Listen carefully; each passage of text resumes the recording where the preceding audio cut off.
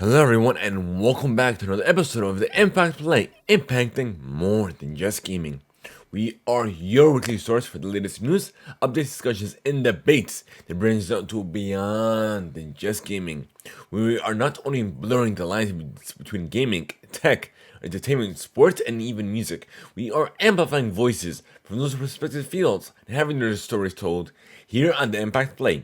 Join us as we record the show live over at twitch.tv/the Impact Play and by clicking on that notification bell so you will be notified when we do go live or later on YouTube or even on your favorite podcast platform. Just simply search for the Impact Play. However you consume your content, wherever you consume it, we are there. Join us on Patreon, receive recruits and above, get the show ad free. Go to Recruits and above, have exclusive access to not only the post show, but they can even call in to be a part of the live show experience, plus early access to our VODs, and so much more. Learn more and become a Patreon supporter today at patreon.com/the Impact Play. I am Shos Mohammed, otherwise known as It's Yegu. This is episode 132.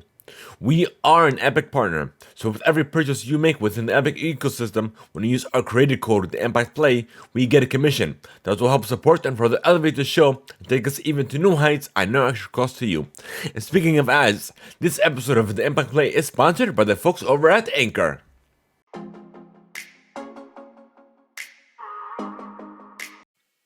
If you haven't heard about Anchor, you're definitely missing out. Give it a try. It's free and simple. Plus, you've got nothing to lose. You don't need the best equipment out there. All you need is your phone and something to talk about. There's even creation tools that allow you to not only record, but also edit your podcast, all within the app. Whatever your passion is, Anchor is the surefire way to not only start your podcast, but also distribute it across a multitude of platforms, including Spotify, Google and Apple Podcasts, and so much more. Download the free Anchor app or simply go to anchor.fm to get started.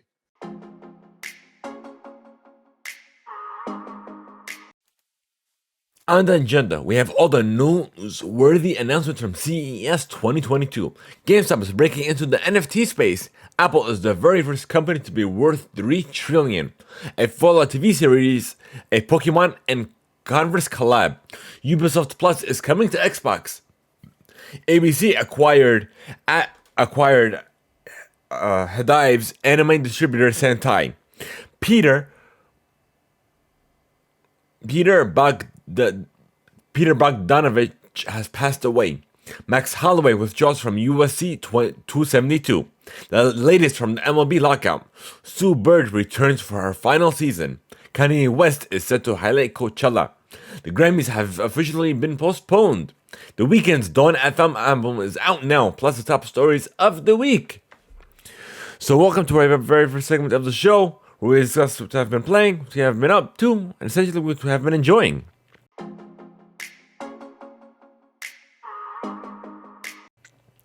So lately, I have been playing a lot more Destiny 2 than usual. I ended up playing it, I believe, I don't remember, it was Friday or Thursday.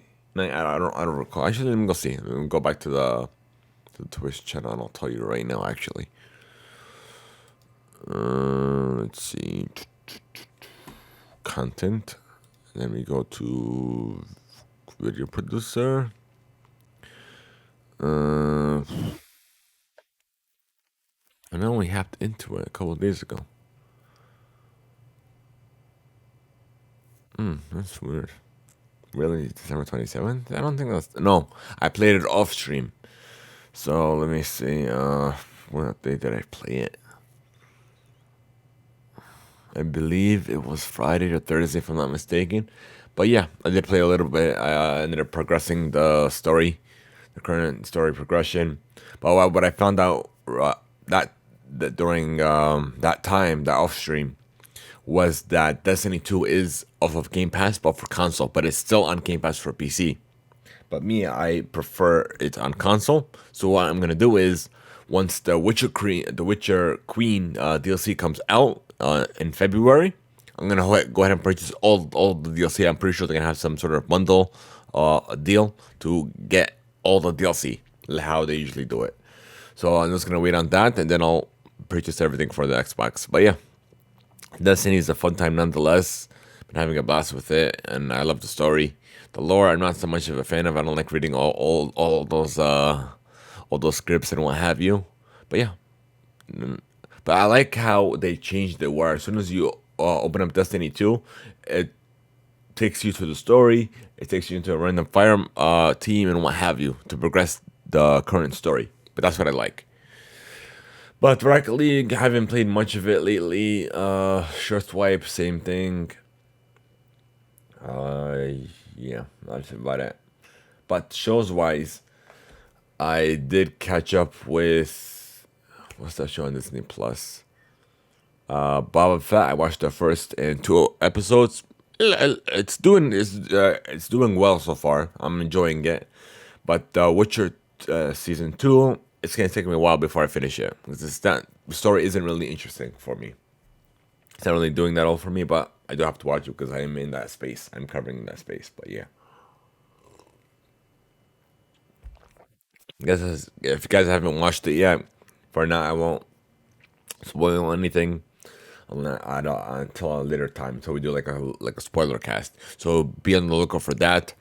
Subscribe to our YouTube channel on youtube.com/THEIMPACTPLAY, and by hitting the notification bell, so be notified when we do upload our videos as well. But nonetheless, that's gonna do it for what we have been up to. And now we're gonna hop into the news, folks. And of course, I know how we usually start with gaming, but since the CES 2022 just concluded, we are going to hop into tech, and then we're gonna follow by gaming. So let's get into it.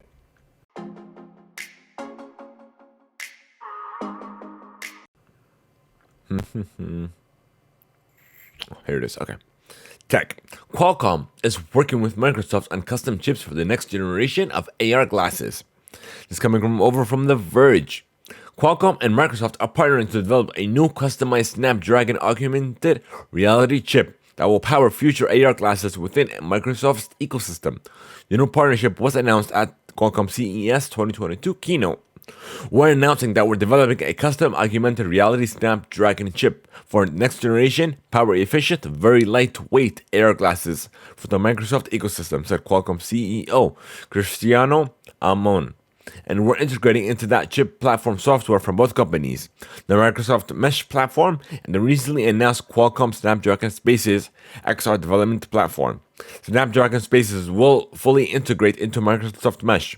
This platform will be available for next generation lightweight glasses. So we'll just see what this partnership, what fruit what fruit comes out of this partnership. Samsung's keynote. Samsung reveals the first 4K 240Hz monitor, dubbed the Samsung IDFC Neo G Generation 8 or G8. So,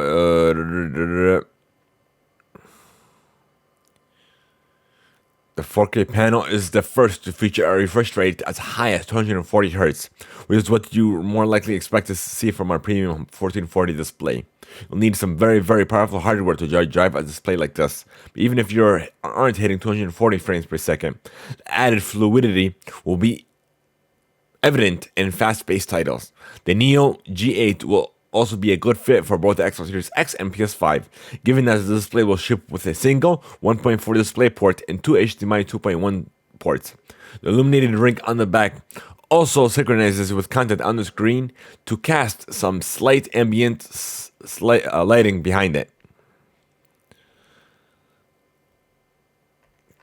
This one came over from GameSpot. And speaking of Samsung also released some smart TVs that will support cloud gaming, video chat, and even NFTs. This is coming over from TechCrunch. Samsung revealed for its next generation of smart TVs that will include everything from cloud-based gaming services to video chat while watching TVs to even NFTs. The company says its 2022 smart TVs will ship with a new smart hub that will offer consumers the ability to switch between different types of entertainment, including media, gaming via its new gaming hub and ambient, the latter referring to the TV's ability to display art, photos, or other information on the TV when it's not in use. For gamers, the most notable addition to the new TV will be the games streaming discovery platform, the Samsung Gaming Hub, powered by Tencent. The service will allow game streaming providers to bring their game libraries directly to the TV.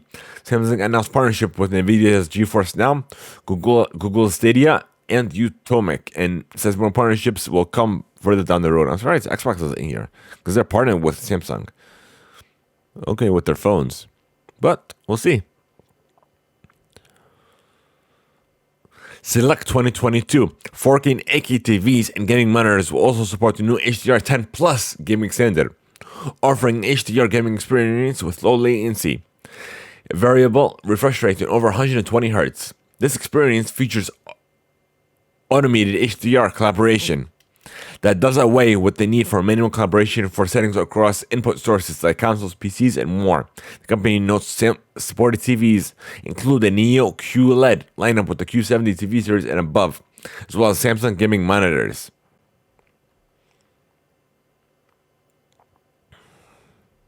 Beyond gaming, the new line of Samsung 2022 smart TVs will embrace other trends that grow in popularity over the past year or so, including co-watching TV and movies with friends and buying and selling, NFTs.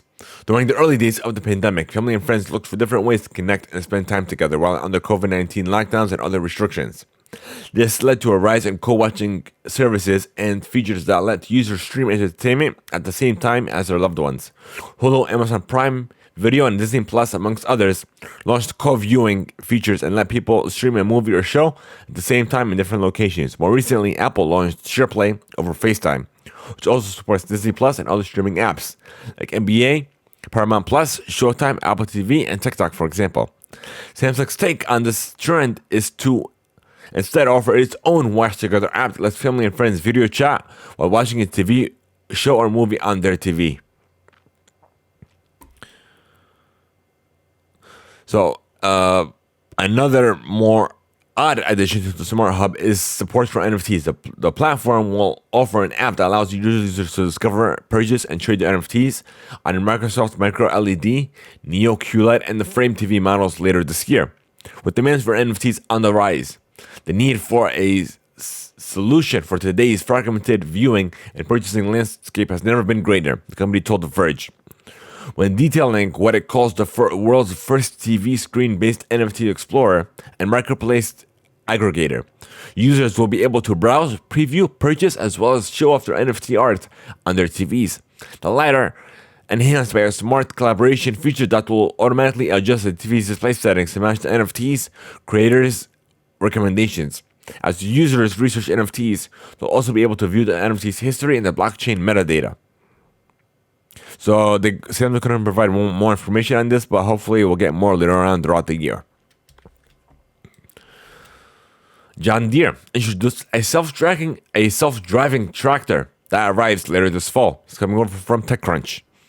The 8R tractor has been in select customers' hands in for a few seasons now, according to John Deere. After all, any kind of an autonomous machinery, a self-driving tractor isn't the kind you just unleash on the world without extensive testing. Prototypes have been piloted in field since fall of 2019. Come fall 2022, however, the company will finally be opening sales on the system. Despite of the company's recent acquisition of Bear Flag Robotics, it says that none of the startup's autonomy technology went into this system, which has been in the works for several years. Future Bear Flag driven offerings will provide farmers an opportunity to retrofit their existing tractors with self-driving tech. But for the time being, John Deere is focused on a self-contained solution that is the 8R. The system supports 6 pairs of stereo cameras provided by a pair of NVIDIA Jetson modules, offering a full view of its surroundings. Its GPS guiding system, coupled with geofencing, keep the system on track for initial tasks such as tilling, that's controlled remotely by the John Deere Operations Center mobile, which offers access to images, live video, and data from the job. The system will initially be offered selectively through dealers in the upper Midwest of the U.S. John Deere will assist farmers in the implementation. All right, this is coming from Gizmodo. NVIDIA released a new powerful GPU, which is their most powerful yet. The RTX 3090 Ti is here.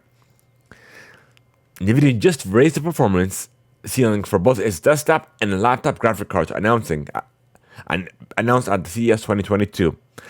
The 3090 Ti desktop GPU and the RTX 3080 Ti and 3070 Ti mobile chips on the other end. The company announced a new 249 RTX 3050 desktop card. We'll start with laptops. The new RTX 3080 Ti coming to dozens of new gaming systems in the next few months. Comes with 16 gigs of GDDR6 RAM and is supposedly more powerful than the desktop Titan RTX GPU. NVIDIA claims these chips can run games at 1440p and 120 frames per second.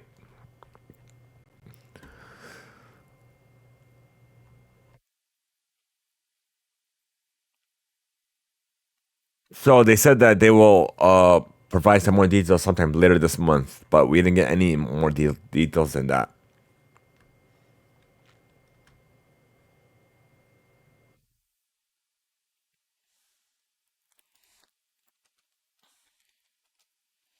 Moving on, the new Razer Blade laptops have been revealed.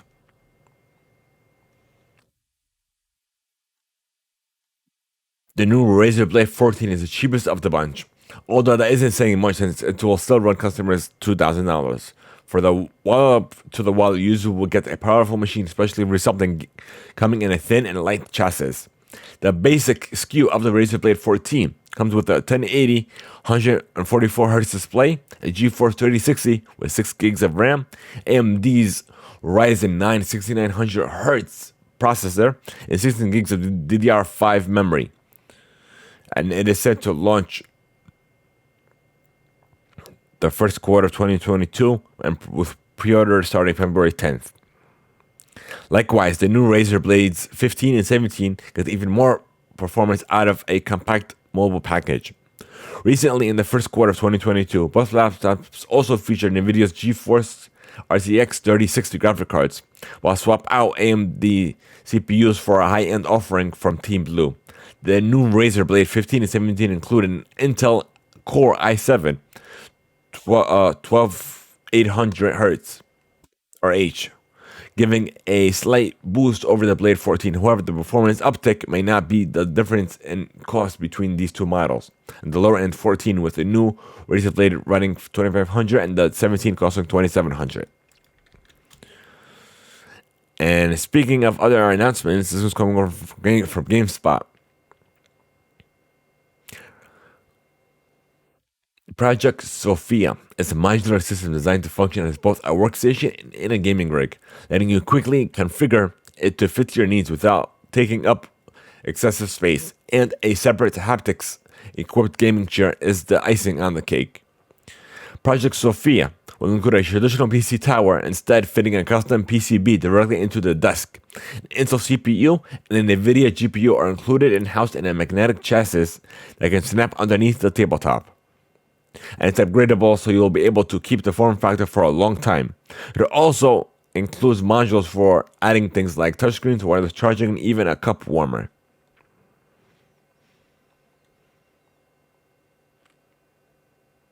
And the chair uses D-Box haptic feedback that includes native support for more than 2,200 games. Several streaming platforms also supported, and that are 65,000 different haptic variations to give you a unique experience with everything you try. Project Sophia will be released in either 65-inch or 77-inch versions, while the Enco Pro Hybrid Sense includes a 20-inch seat. The release date or price has been announced for either product yet, but with the standard Razer Enki already costing $400 and the Enki Pro costing $1,000, you can expect the Hyper Sense to be quite a bit more. And I'm going to show you this in a mere second.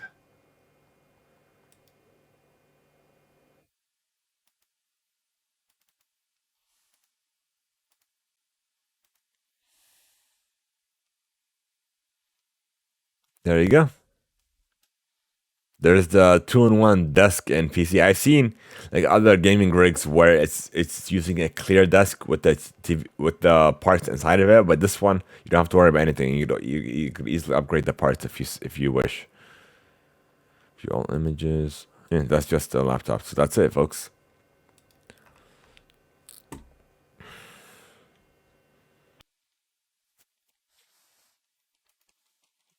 BMW debuted its new color-changing paint technology, dubbed e-ink.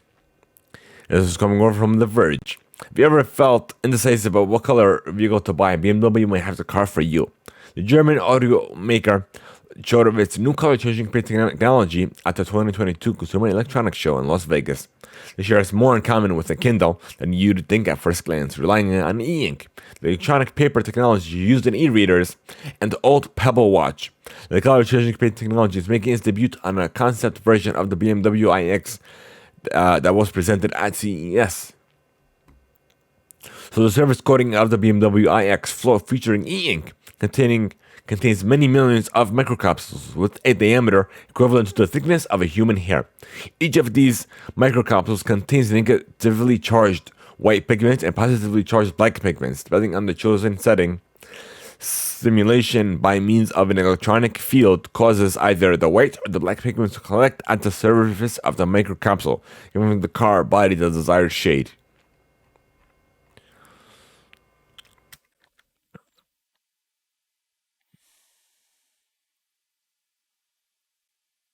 We have some new AR mixed reality headsets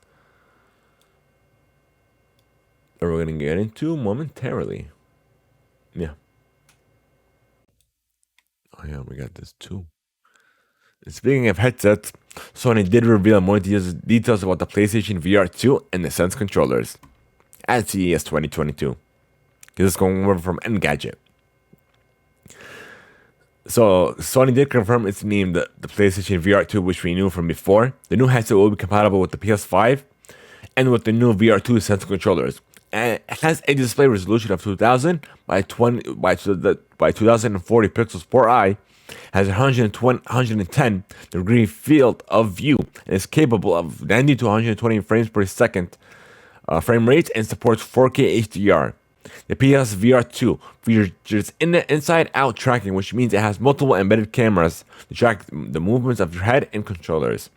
Sony also introduced a new sensory feature for the device dubbed headset feedback that can make games and experiences more immersive. Headset feedback has a built-in motor with vibrations to simulate in-game events. It can, for instance, mimic the feel of a character's elevated pulse rate while they're hiding from a threat or the feel of objects passed close to a director's head. 3D audio and eye tracking are a couple of other features that can feature immersion. The headset can detect the motion of your eyes, allows you to integrate with the game environment like you interact with the real world. As for the PSVR 2 Sense controllers, they'll have key features from the DualSense controllers, particularly haptic feedback and adaptive control triggers. While Sony has yet to reveal the headset's availability, the company did announce one of their very first games arriving on the platform. Horizon Call of the Mountain, a VR experience in the Horizon universe, is apparently being built for the PSVR 2, will be an exclusive title for the platform.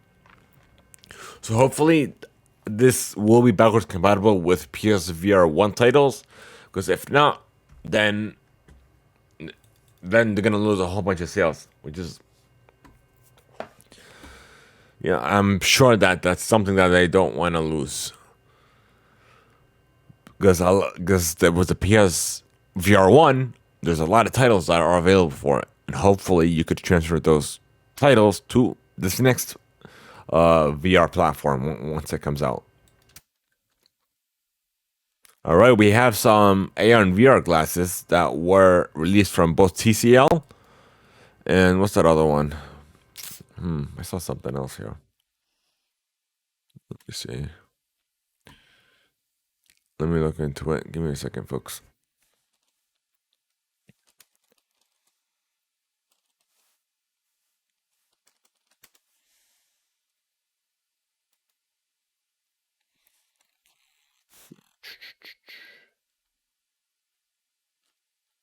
Nope, not what I want.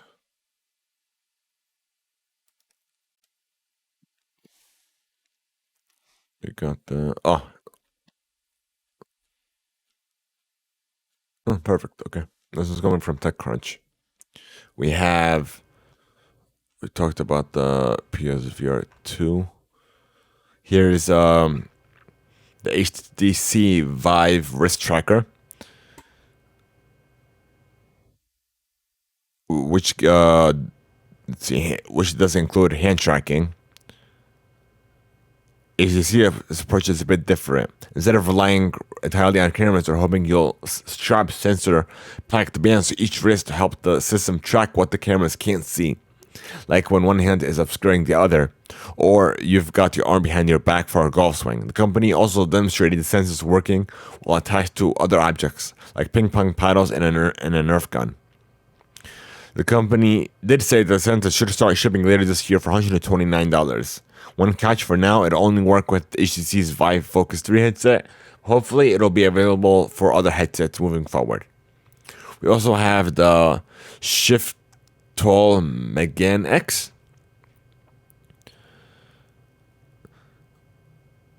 So, Panasonic's subsidiary Shiftall has been working on an ultra lightweight, ultra high resolution headset dubbed the Mega Nex, with speakers built into the frames and a 1.3 inch 2560 by 2560 display for each eye. They end up looking more like a massive pair of steampunk glasses than a headset. While designed to be lightweight and foldable, don't expect to move around too much in these ones. You'll need to attach them to a computer via USB-C to do the heavy graphic lifting. And Chef did say that it'll be released later this year for less than $1,000. In NVIDIA's Omniverse, which is a collection of tools for helping 3D content creators work together in real time. Allows creators, designers, and engineers to collaboratively build virtual worlds. It's the company's platform that brings together design tools and assets from first and third-party applications to a single hardware and software ecosystem. And during CES, the company took off the Meta label and made Omniverse generally available for creators. TCL's AR glasses. And it does seem like a concept for now, but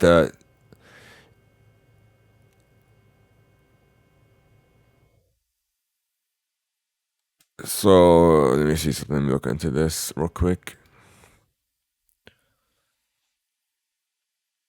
And it is lightweight, 4.5 ounces.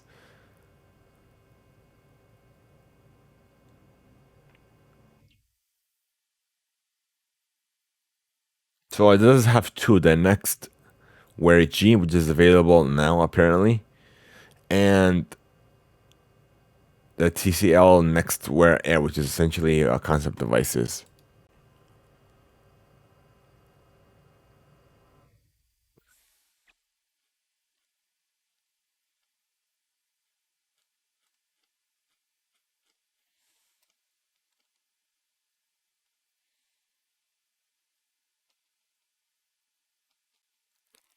Okay, but yeah, they're getting into the AR and VR space, which is a surprise. Targus did launch its Cypress Hero backpack with built-in Apple Find My tracker. This coming from SlashGear. Targus, the company arguably best known for its sick backpacks and other bags, has introduced a bunch of new products for CES 2022, including two that are particularly notable. The Cypress Hero backpack with Apple Find My tech, and the new Dock 720 hybrid dock with USB-C connectivity. Each model is exciting in its own way, offering everything from location tracking for Apple users to 8K display support.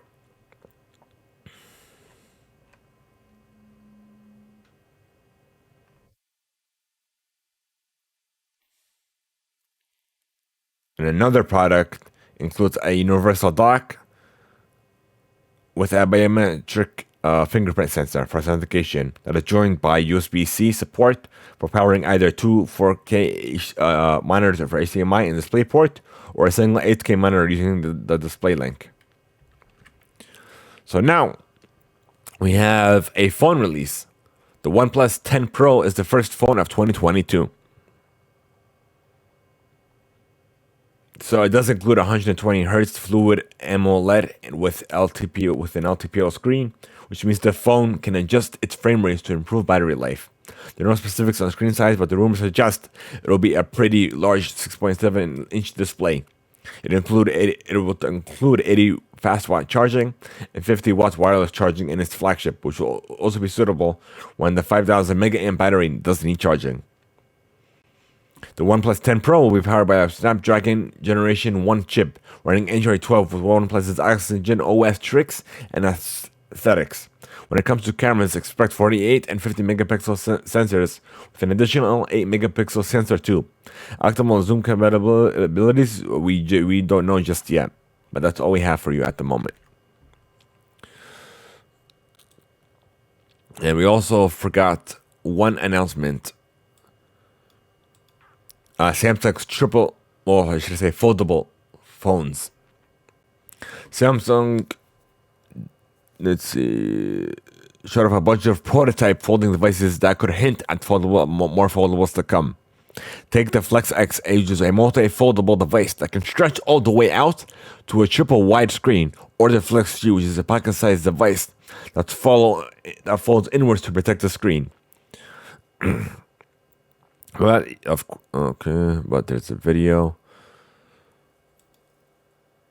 which I'm gonna share with you guys in a moment. You guys can watch that and let us know what you think. All right. Speaking of screens, Microsoft's triple phone screen concept is so ridiculous. So as a patent, it's essentially just a patent that suggests Microsoft toying with the idea of creating a smartphone with 3 displays and 2 hinges. So let me show you guys the patent filing. So all it is just a patent, that's it. Something like this. So we'll see if anything comes out of it, or it's just a patent just to be a patent. Next, Quest Haven is upcoming tabletop simulator that wants to bring VR and PC users all of the tools that they need to play tabletop games like Dungeons and Dragons. The team behind the project says that simulator will let you build environments and import game rules so you can play essentially any role-playing tabletop game such as D&D, Pathfinder, or Shadowrun, to name a few. And it's said to target Quest 2, PSVR, and standard PC monitors.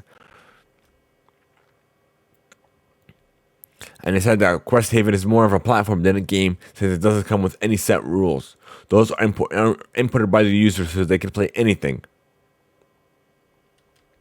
Thank you, RotoVR, for that. Apple becomes the first company to be worth $3 trillion when its value based on its share price. This one's from January 3rd, by the way.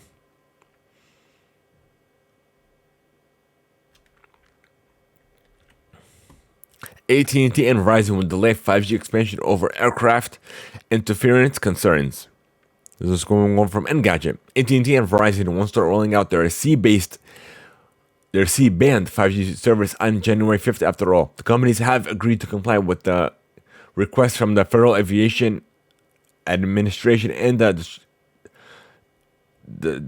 Transportation Department to push back their 5G expansion by more than 2 weeks. Authority asked the companies for extra time to investigate concerns regarding possible interference with aircraft systems and electronics.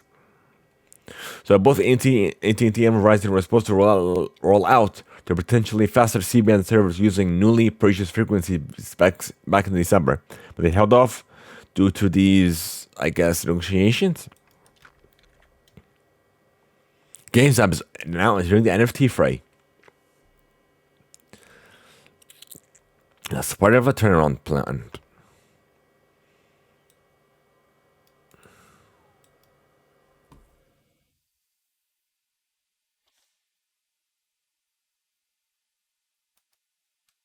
This is coming over from Reuters.com. GameStop is launching a division to develop a marketplace for non-fungible tokens and establish a cryptocurrency marketplace. A source familiar with the matter said on Thursday. boosting the video game's retail shares 27% in extended trading.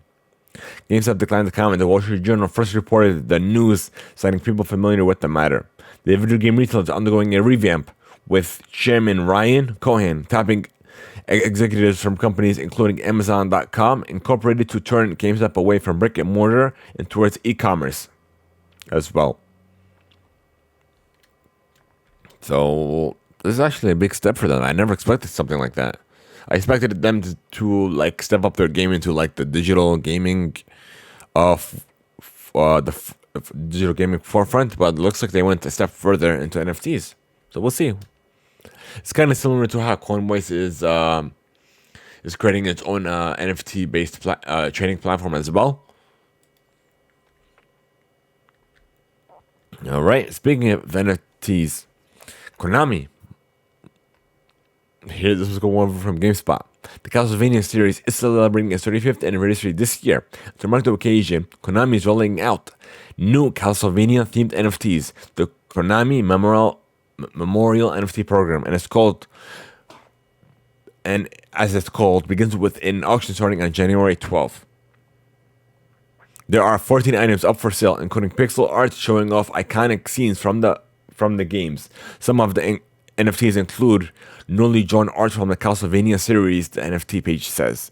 The auction itself is taking place on OpenSea, which bills itself as the largest NFT platform on the internet. The auction ends on 9 p.m. Eastern on January 14th, at which point the highest bidders will take home, so to speak, their digital prizes. All right. Google is launched Ripple, an open standard that could bring tiny radars to Ford cars and beyond. This is coming over from The Verge. Google has been publicly building tiny radar chips since 2015. They can tell you how well you sleep, control a smartwatch, count sheets of paper, and let you play the world's tiniest violin. But the company's Soli radar hasn't necessarily had commercial success. Most prominently features an ill-fated Pixel phone. Now Google has launched an open source API standard called Ripple. It could theoretically bring the tech to additional devices outside of Google, perhaps even a car, as Ford is one of the participants in the new standard. Technically, Ripple is under the auspicious and the Consumer Technology Association, the same industry body that hosts the CES trade show in Las Vegas each January. But there's little question who's actually behind the project. Ripple will unlock helpful innovation that will benefit everyone. General purpose radar is key emerging technology for solving critical using cases in privacy respected ways.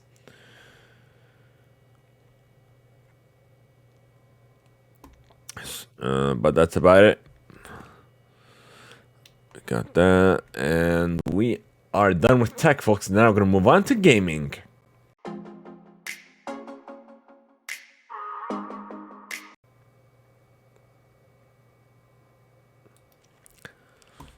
Converse and Pokemon's 25th anniversary checks, hats, and more. Okay. Nope.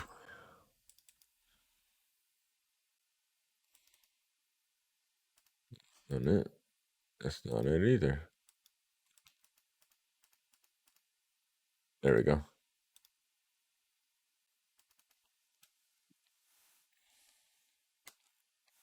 Yeah. Let me know what are your thoughts on this in the comment section down below or in the chat.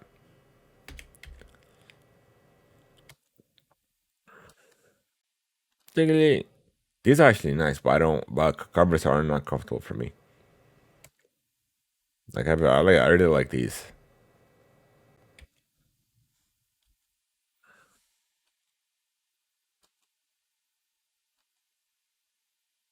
If they had it in a low like this, I would have gone them.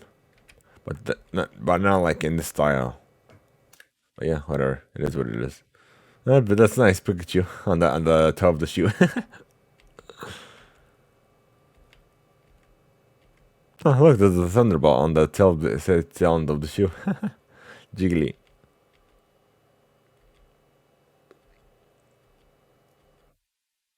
Pikachu. Pikachu. Pikachu. Pikachu. Oh, that's actually not bad.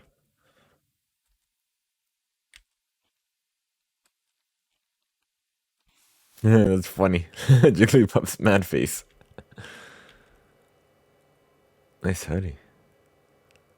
Celebration tour. That's nice on the back. The Gala region, Kanto, Johto, and so on. And it shows you the starters too of each region. Backpack.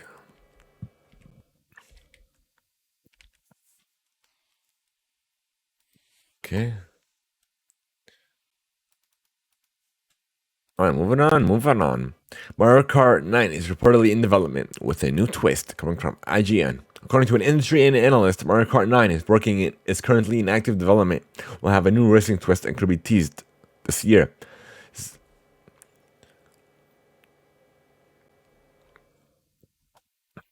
So we'll see what this entails, but I'm excited for this preview. Hopefully, we get some form of a teaser trailer or in what's Nintendo's announcements? Not Treehouse. I forgot what it's called, but Nintendo's own announcement. We'll see. All right, the Steam Awards. We have your winners here from the folks over at Valve. Game of the Year went to Resident Evil Village. VR Game of the Year went to Cooking Simulator VR. Labor of Love went to Terraria. Better with Friends went to It Takes Two. Outstanding Visual Style went to Forza Horizon 5. Most Innovative Gameplay went to Deathloop. Best Game You Suck At, Neo 2, the Complete Edition. Best Soundtrack went to Marvel's Guardians of the Galaxy. Outstanding Story-Rich Game, Cyberpunk 2077. Sit Back and Relax went to Farming Simulator 2022. And that's about it. The Games Done Quick 2022 Speeding Marathon will start January 9th and will conclude on January 16th. So you could watch one expert gamer after another race through their favorite titles, show off their skill, and hopefully break some world records. For the second year running, the awesome Games Done Quick will be held as a virtual event due to COVID-19 safety concerns. Unfortunately, runners won't have a raucous in-person crowd to cheer them on, so you can watch the entire event live on Twitch via the Games Done Quick channel, starting at noon Eastern on Sunday. Well, this Sunday, actually, as of this recording. As you're interested, be sure to check that out. Death Stranding Director's Cut arrives on PC this spring. On Steam and Epic Gaming Stores on spring of 2022. Coming straight from Kojima. Rainbow Six Extraction is coming on day one with Xbox Game Pass on January 20th.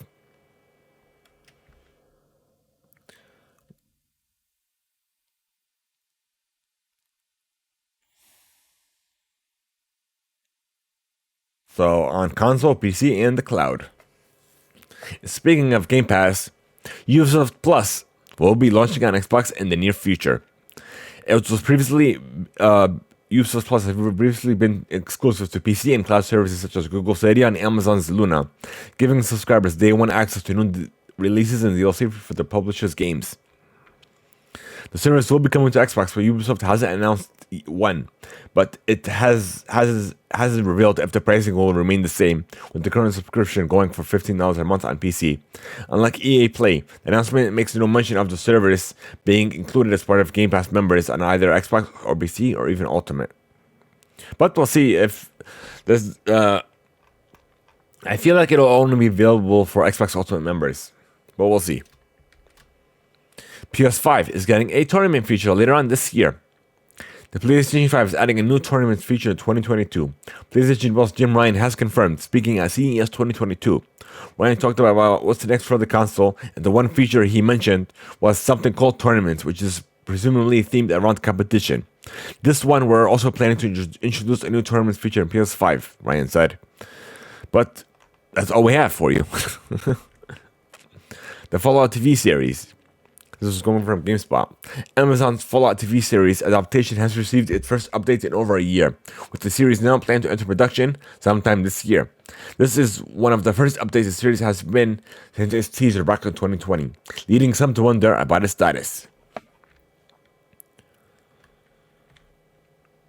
E3 2022 will be online only again due to the pandemic. E3 2022 was expected to be the first time since 2019 that the event will be held in person, as the COVID-19 pandemic and its several variants since had made it unsafe for such a large gathering to take place over the past 2 years. Now that's not happening either, as the ESA has decided to shift E3 to an online-only platform once again this year. Speaking to GameSpeed, the ESA, and the decision was made because of the virus and its potential impact on the safety of exhibitors and attendees. The organization later gave us the full statement, which you can read down below, which we will read down below for you. Those are the ongoing health risks surrounding COVID-19 and its potential impact on the safety of exhibitors and attendees. E3 will not be held in person in 2022. We will remain incredibly excited about the future of E3 and look forward to announce more details soon. So before, they were rumored that the physical event has been canceled, but there was no confirmation of a digital one. Now we have a confirmation. Hopefully E3 will still live on. So we did get a new trailer for Horizon Forbidden West. The Tribes of the Forbidden West.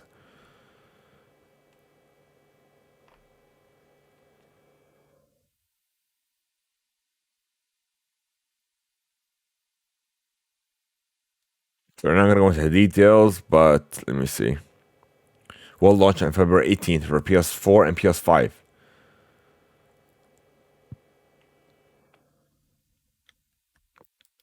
All right. Now we're done with gaming. We're going to move on to entertainment.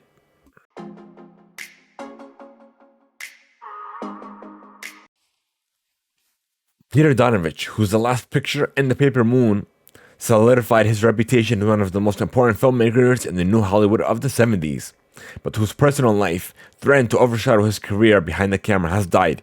Variety has confirmed he was 82. The director also had acting roles on such shows such as The Sopranos, on which he recruited as Dr. Milfy's psychotherapist, The Simpsons, and as a DJ in Quentin Tarantino's Kill Bill Volumes 1 and 2. Wildly prolific and celebrated early on. Then mirrored in Hybris laced, for some reason I can't read this on white, scandal when he became involved with two of his leading ladies. The first, we're here to celebrate his life. So let's see. So that's about it. This is just talking about his life, essentially, this article. About his career. So may he rest in peace. He was such an icon. Marvel's Morpheus release date has been pushed once again. From January 28th to April 1st, the studio has announced. Thank you, CNN, for that update. So the Sundance cancels an in-person events, movies, film festival online amid Omicron. Going more from the Hollywood Reporter. The in-person return of the Sundance Film Festival has been canceled due to the surge of COVID-19 cases spurred by the Omicron variant. With the festival moving completely online, organizers said Wednesday. The news comes 15 days prior to the festival start date of January 20th. But health and safety always takes priority. Dragon Ball's Battle Hour returns in February of 2022. That will take place on February 18th and February 19th and February 20th for a worldwide experience to celebrate everything Dragon Ball. In Bandai announced that worldwide Digicon broadcast airing, let me see if I get this right, February 27th. That will be live streaming on YouTube. Pixar's Turning Red will release on Disney Plus on March 11th. It's on exclusively on Disney streaming service. March 11th. Yeah, I already said February for a second. But it's the third Pixar movie to wind up skipping theaters and instead first land on Disney Plus. So Soul and Luca also reverted to having a digital debut. And lastly, AMC Networks has acquired anime distributor Sentai. Financial terms of the deal have not been disclosed, but this purchase includes Sentai's high dive streaming service that will join AMC's stable of targeted streaming platforms, which already include services like Shudder, IFC, and Sundance TV. As part of the deal, AMC also picked up Sundance Studio, the anime network, and the company's extensive catalog of anime titles. Some of the projects Sentai holds the license to include K-On! From Kyoto Animation and Haikyo from Production IG. So it looks like they're going to integrate anime into the streaming service. And now, let me see something. Now we're done with entertainment. We're going to move on to sports, folks.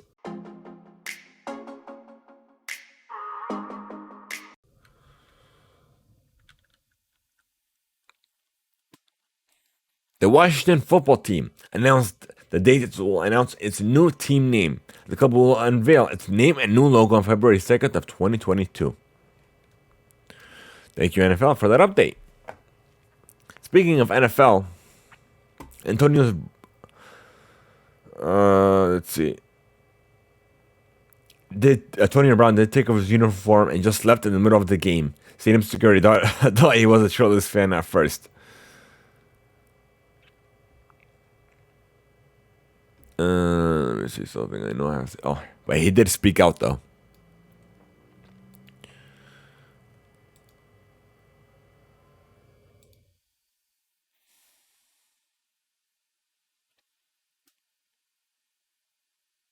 That he was forced to play on an injured ankle that will require surgery, which is why he exited so abruptly. An MRI on Monday revealed broken bone fragments, a ligament torn from the bone, and cartilage loss. The wide receiver said in a lengthy statement released Wednesday night. Browns also accused the Buccaneers of characterizing his outburst on the field as a mental health issue rather than a refusal to play due to pain. The Buccaneers did not have an immediate comment to Brown's statement when reached later Wednesday night. Hopefully he has a safe and well recovery. Let's see. The WFAA has confirmed that the NFL is looking into the availability of stadiums outside of California, including Arlington's AT&T Stadium, should it need a replacement venue for this year's Super Bowl. Let me see, what's LV1?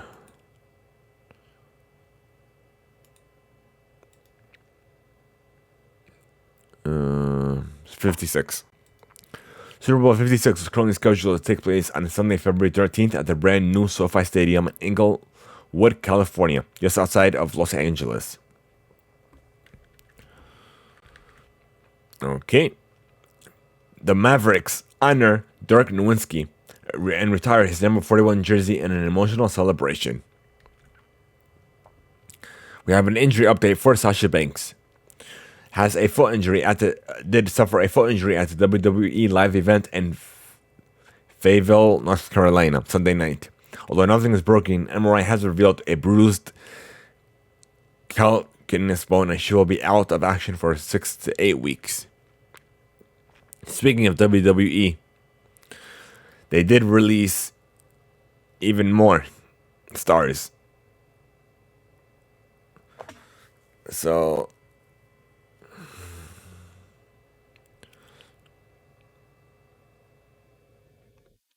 we have Danny Burch, Timothy.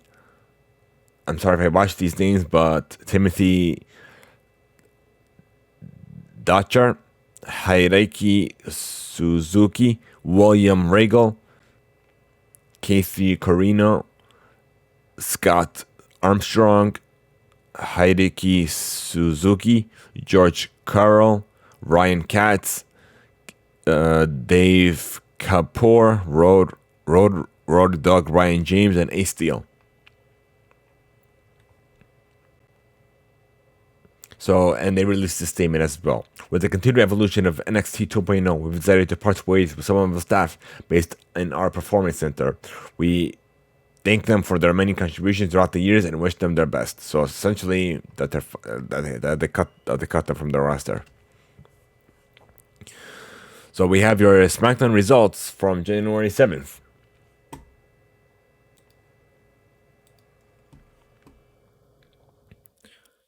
Brock Lesnar and Roman Reigns came face to face. Big Bones defeated Sami Zayn.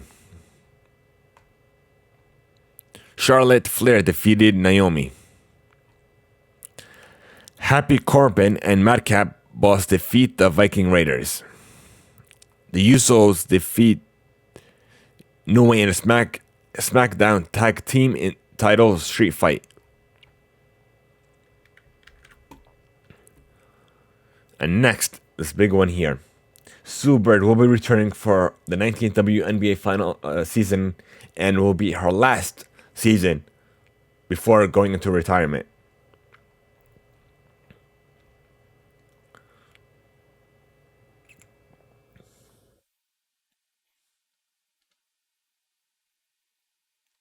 So she did remain one of the WNBA's premier point guards in 2021, making her record 12th All-Star appearance and averaging 10 points and 5.3 assists while playing in 30 of Seattle's 32 games during the regular season. She also led the USA women's national team to gold in the Tokyo Olympics, a record-setting 5th basketball gold medal for her and teammate Diana Taurasi.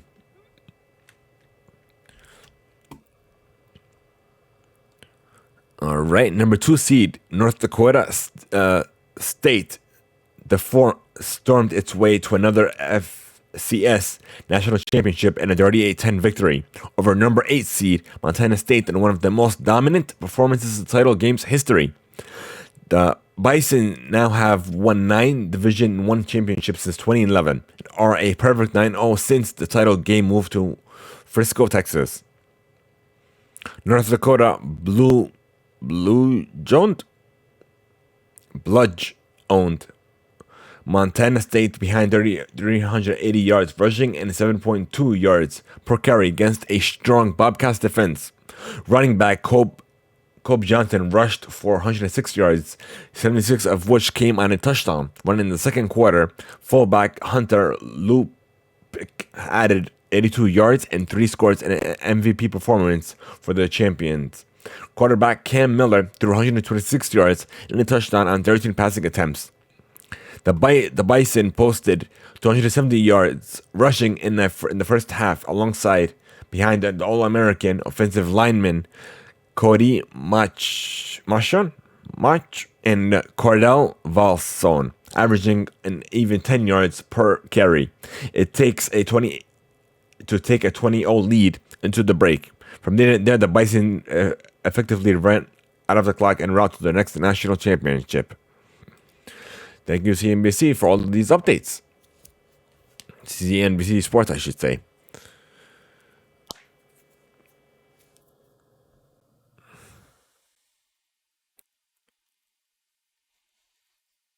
The Golden State Warriors are about to add one of the greatest shooters in history to their team. The shooter, of course, would be Klay Thompson, who will take his long anticipated return to NBA action on Sunday versus the Cavaliers, which is today. The Warriors star did announce via Instagram Saturday after tearing a TCL. The MLB lockout. So there are, let me go through this quickly. That they might be going into negotiations soon.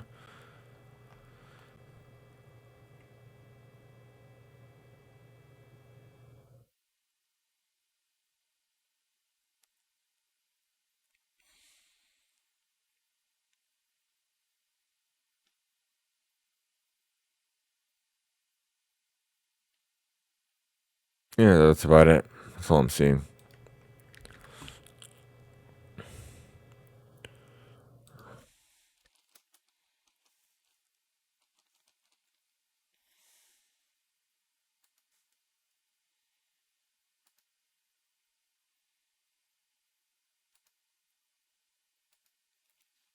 All right. Just days after signing for a third fight from the feather fight champion, with the feather fight champion Alexander Volkanovski at UFC 272, former champion Max Holloway has been forced to withdraw from the bout, according to a report by ESPN. Holloway re-aggravated a prior injury. Volkanovski defeated Holloway at UFC 245 back in December 2019 to win the championship. The pair then rematched at UFC 251, following July with Volkanovski winning a controversial split decision to retain the title. The losses marked the first time since 2013 that Holloway had tasted defeat in consecutive bouts. So there is no timetable for his return, nor any decision made on his status for UFC 272, which is apparently scheduled to take place on March 5th. Real Madrid enters El Clasico against Barcelona back on track with an easy win over Valencia amid the Casemiro drama.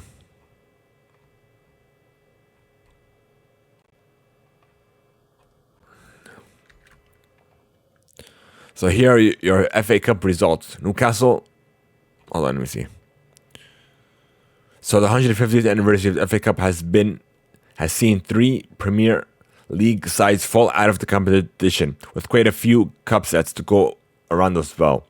It has also an especially good day for Vanarama sides. There was also something for everyone, with a penalty shootout, 3 red cards, and quite a farm bar matches. But let's see.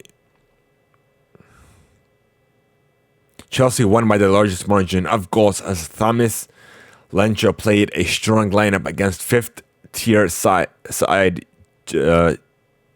Chesterfield. Everyone got in on the scoring in their 5-1 victory by 17-year-old. Shit, 17, wow. Lewis Hall delivered a peach of an assist to Romelu Lukaku in his debut. Hopefully, it's the first of many for Hall who will use as a platform to become the latest success story from Cobham. 41 places Serbet Cambridge United and Newcastle United, but it was the U's out of the third tier who produced a 1-0 cup set victory over the Magpies, while Newcastle are trying to save off Premier League regulation. Eddie Howe named a strong side featuring Alan Saint-Maximin and Maran Trippier, who just joined the club from the Atletico Madrid. All it took was a goal from Joe Ironton in the 56th minute, following a mistake by Martin Dubravka to put Cambridge ahead before they buckled down to secure the result. Keeper Dimitar Mitov was called into action later to take saves on Joel Linton, but it wasn't enough to see things out. All right. And lastly, New York Times has purchased Athletic for $550 million. The latest move in its strategy to expand its audience of paying subscribers as the newspaper print ads business fades. Thank you, ESPN, for that update. Now we're going to move on to the final segment, music.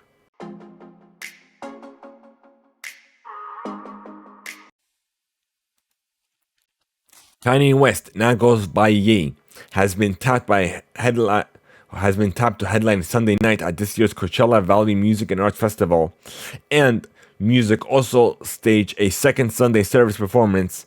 I trust tells Billboard.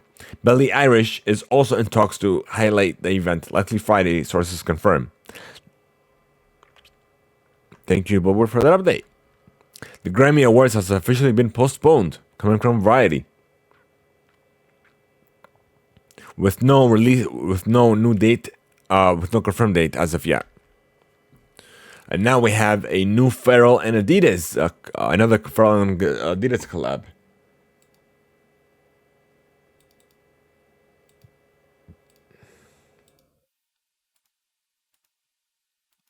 There you are, folks. Doesn't look too shabby, but you do have to wear with like a specific outfit though. But I think I kind of like his blue human race shoes that he released earlier, or last year, I should say. But again, it's not too shabby.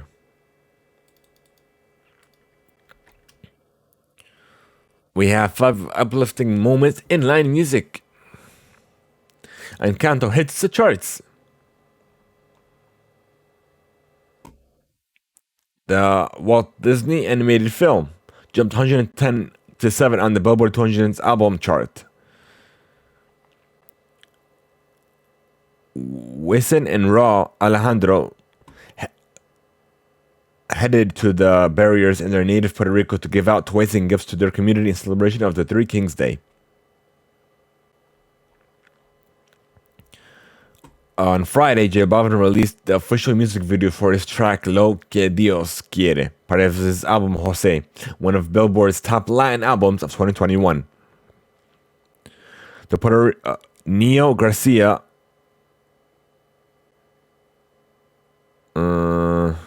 let me see. An honor did get a new tattoo in honor of his longtime producer Flo La Movie. Britney Spears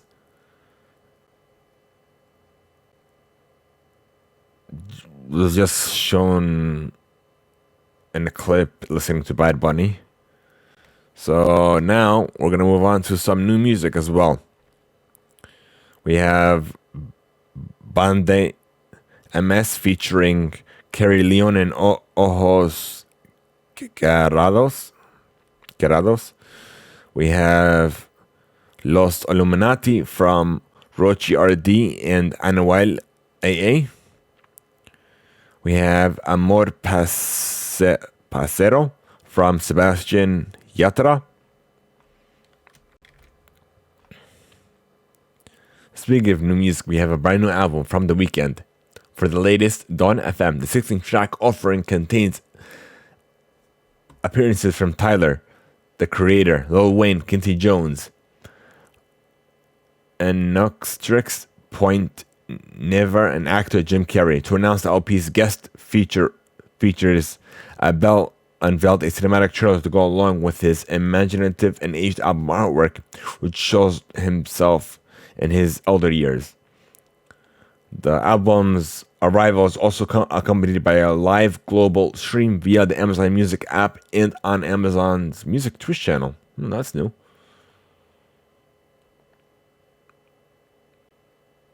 Ghana kicked off 2022 with some new music as well. On his album Moana. And then Papoose sorry, did promise that he's delivering albums every month, and he's doing just that.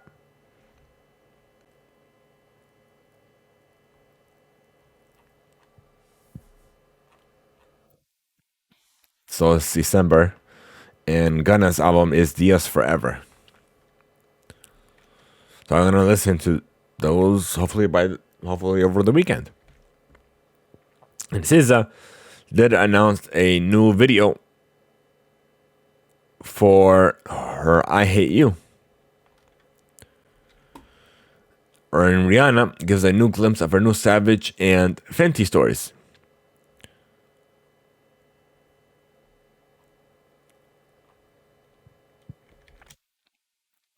And it looks like that's all we have for you guys. Let me see if we have any noteworthy news breaking. It's anything news breaking or worth noting as well. Oh yeah, here's one. Roblox did shut down its Chinese mobile app to work on a new version, but that's all it is. It came over from The Verge. Where's Twitter?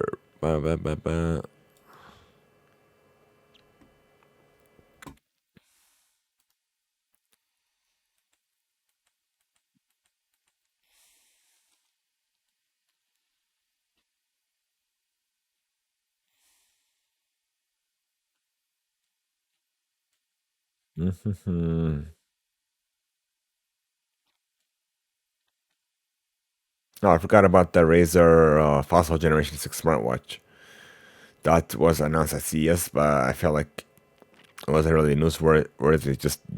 Just a partnership as well, but that's it. Let's see what else we got. So there is a rumored state of play that will take place at the end of. Wait, what? Oh, this is 4 hours ago. Okay, I got it now. I'm reading into it.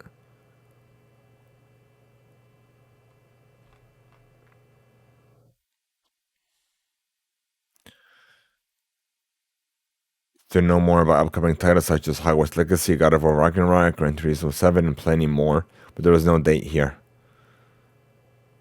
It all says it's soon. Thank you, Dual Sharkers, for that.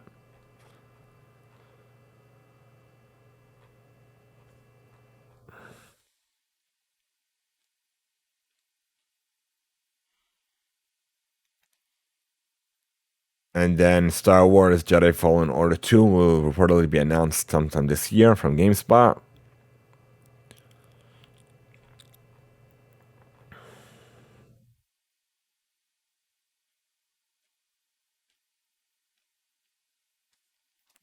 Yeah. So we have some Game Pass titles leaving in January. January 10th, which is tomorrow, PUBG is leaving. And on the 15th, we have Desperados 3, Ghost of a Tale, Kingdom Hearts 3.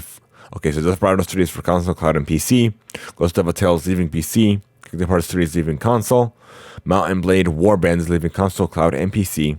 Pandemic is leaving console and PC. And Yeek, a post-modern RPG, is leaving PC.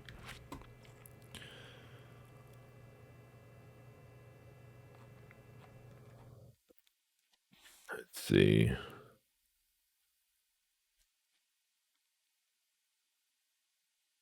And Apple reportedly will unveil an iPhone SE with 5G this spring.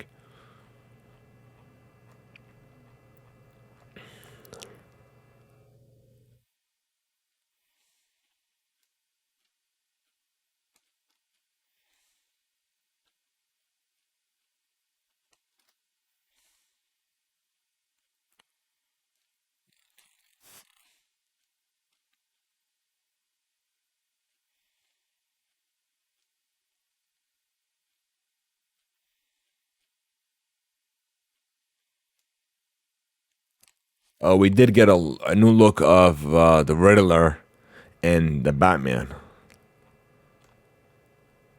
Let me see if I can find it.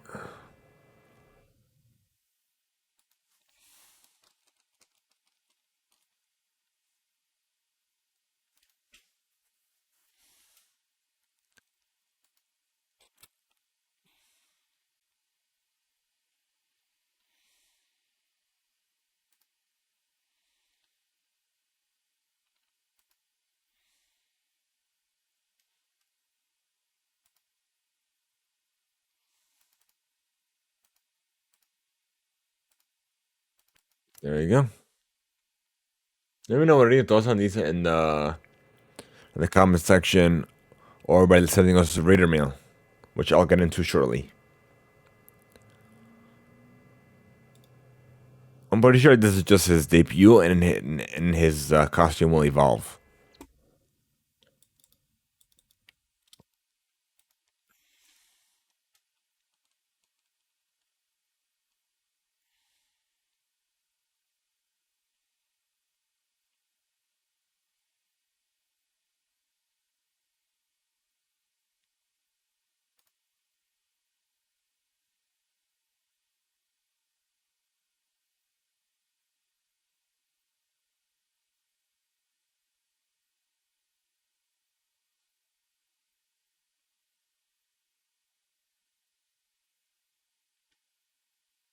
I love how these arguments are complaining about his costume. I'm like, they know what they're doing. It might evolve or may not evolve later on as it progresses. It's just phenomenal seeing these arguments over on Twitter. Okay, let's see what else we have.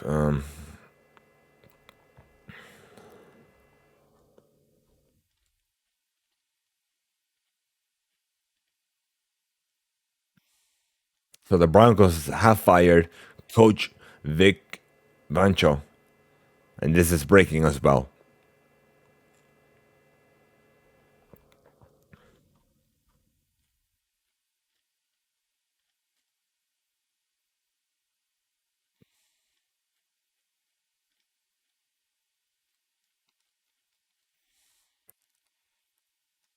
And that's about it on sports. Now let's check music.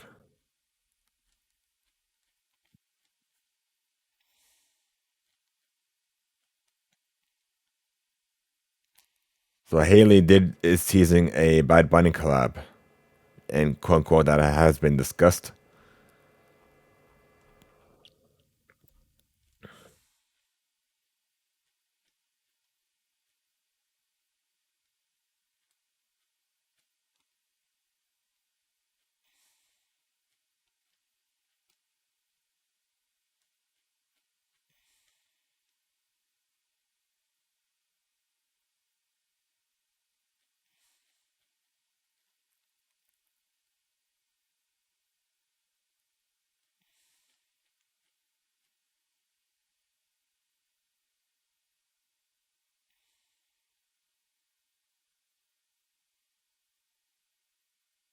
So apparently, Sin Head O'Connor's 17-year-old son has died 2 days after being reported missing. Let me look into this further and let's see if we have anything else. And then we got this. Okay.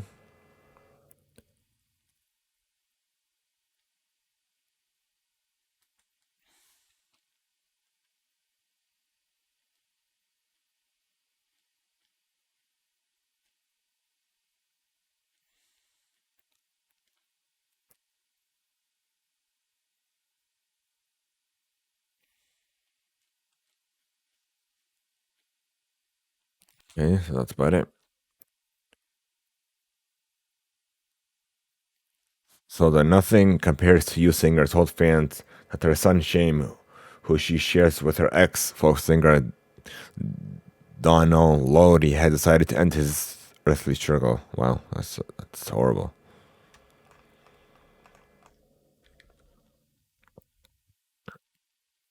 NBC Saturday Night Live makes his return next weekend on January 15th, and Roddy Ricch will make his musical guest debut. Hugh Jackman on Thursday shared an update on his health after announcing a breakthrough case of COVID-19 in late December, which resulted in Broadway's revival of The Music Man canceling a number of performances through January 5th.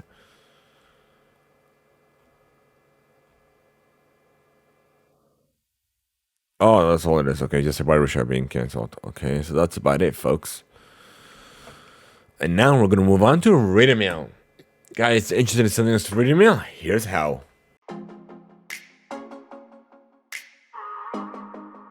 We want to know your feedback, your thoughts, and even any questions you might have for us by sending us Radio Mail on the Discord server, leaving a voice note over at anchor.fm/TheImpactPlay, or even by sending us an email to radiomail@theimpactplay.com. Who knows, may even be featured on a future episode or even a special Radio Mail segment of the show. Thank you guys so much for making the Impact Play a part of your day. If you should join our community server over on Discord, you can enter Discord and chat now. And guys, we're trying to like subs over on Twitch and we need your help. Share the channel with your friends, your family, anyone who believes in benefit from the show. Lurk when we go live, because every little bit helps us take us to new heights and new levels that we know where we can reach with your help. And leave us a review. We're just rating on your favorite platform. I know Spotify did introduced a new rating system as well. So if you guys are able to give us a rating and a review over there on Spotify, be sure to do so. Thank you guys so much. Have a great one, and until next time, for all of you Golden Coast and above, I'll see you in the post. For everyone else, have a good one.